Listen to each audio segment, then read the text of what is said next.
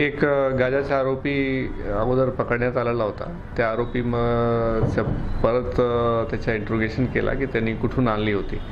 तर जे सोर्सपर्यंत आम्ही गेलो तर त्या घर त्यांनी दाखवला की ज्या ठिकाणी ज्या ठिकाणून त्यांनी गांजा अगोदर आणली होती त्या ठिकाणी सर्च केला की आम्हाला प्रेगा लॅब म्हणून टॅबलेट्स आहेत, नशेची गोळी आहेत, त्याची 6500 टॅबलेट्स आणि 65 बॉक्समध्ये असे त्या ठिकाणी साठा मिळालेला आहे आणि काही 700 ग्राम गांजा आणि एक तलवारी पण मिळाली आहे. त्याच्याप्रमाणे गुन्हा दाखल करण्यात आलेला आहे. सर, काही युथ जो आहे तो प्रेगा लॅब अशा गोळ्यांचा वापर करतो आहे, तर नांदेड पोलीस अशा गोळ्या प्रिस्क्रिप्शन शिवाय देण्यात येऊ नये यासाठी काय कारवाई करणार? ह्याच्यामध्ये आता मी सोर्सपर्यंत आम्ही जाण्याचा प्रयत्न करतो की तो कुठून आणलेला होता आणि त्याचप्रमाणे जे काही लिगल ॲक्शन असेल ते लायसन्स वगैरे असेल करण्याचे त्यासाठी कारवाई करण्यात येईल. सर, पॉपी स्ट्रॉ मोठ्या प्रमाणात पकडण्यात आलेला आहे. किती साठा आहे आणि हा साठा नेमका अफूचे बोंडा आहे हा कुठून आलेला होता? जवळपास 50 kg पॉपी स्ट्रॉज